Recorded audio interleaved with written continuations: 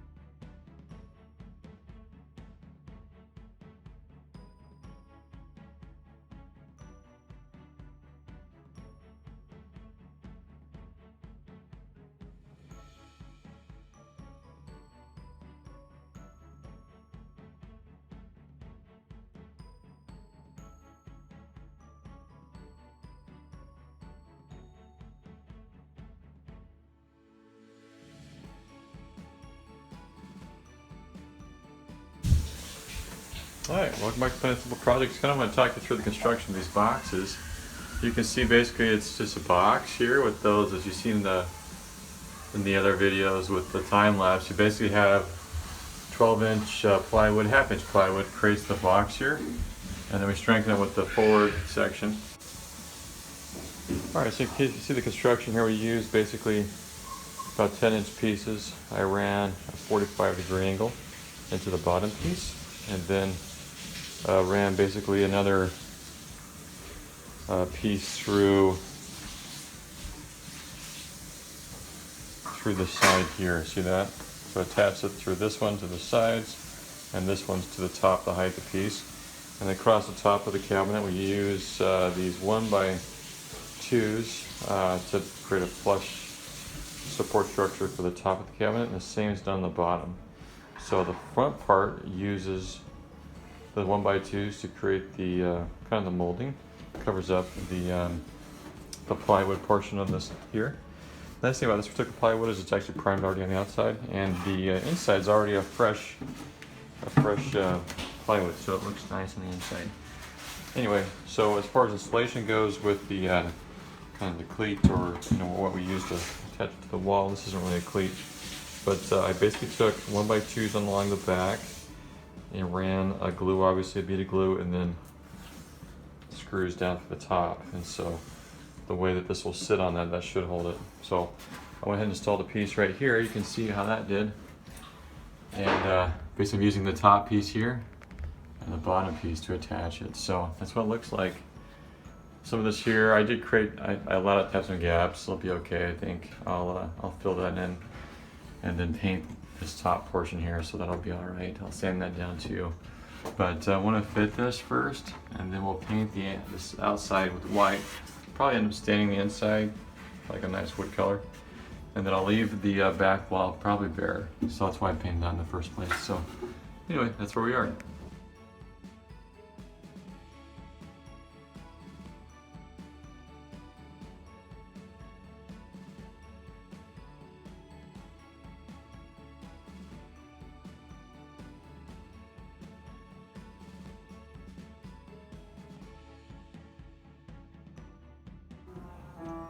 Okay, welcome back to Planet Projects. Today we're going to go and install this peel and stick wallpaper. Never done a peel and stick before, so we're giving it a shot. We've got our kind of laundry closet remodel right now. We painted part of these cabinets so that we can put the wallpaper here. And one concern I have is I have a little bit of a textured wall. It's kind of an orange peel texture, and this ideally sticks to smooth. So we're going to try it with this, see how it does, and give some feedback on that.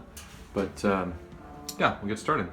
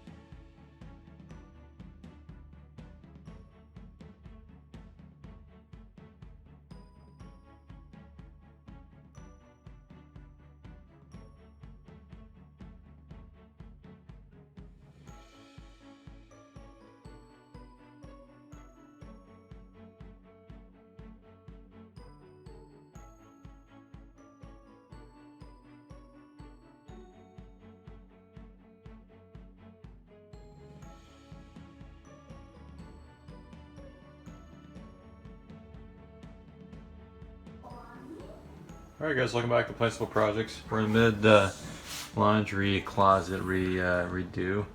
Anyway, I want to kind of show the difference between a 4-prong 220 adapter and a 3-prong. So this is basically, this is our house. We've got a 3-prong adapter on there, and sometimes it's best to keep what we currently have since it requires an electrician to come out here and rewire that. So notice here on the 4-prong on this newer washer that we got off Facebook Marketplace, there's actually 3 power. You have 3 power, right? You get your neutral, black, and red. So you got 2 powers. Those are your 2 branches of 120 gets you 240. Sorry, 110 and it gets you 220. And then we have a ground that makes up the 4 prongs. Well, over here, let me show you. We have basically a 3-prong outlet, and that's what we actually have in the wall. You can notice the ground's actually just internal, I guess, to the machine. So we have the 3 power sources.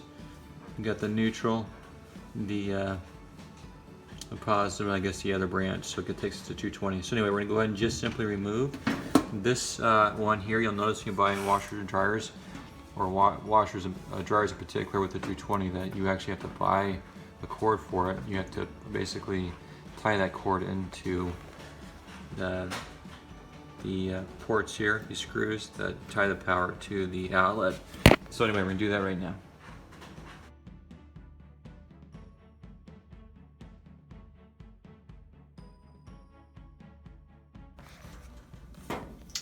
Okay, kind of want to show you what's going on here, so I can focus. So anyway, we removed this 4-line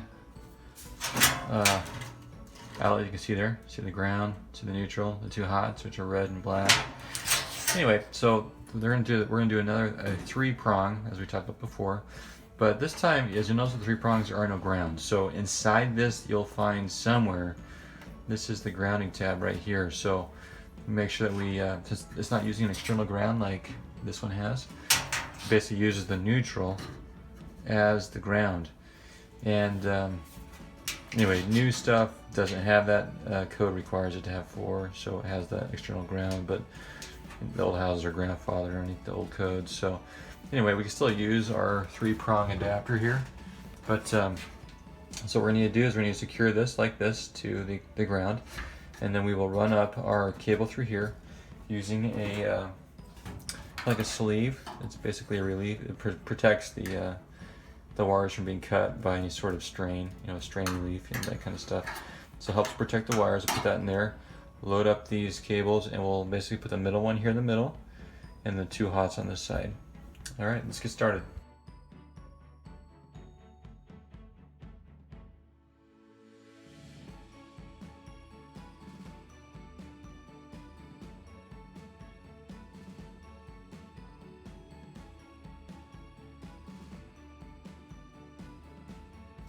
Okay, so make sure we can see here.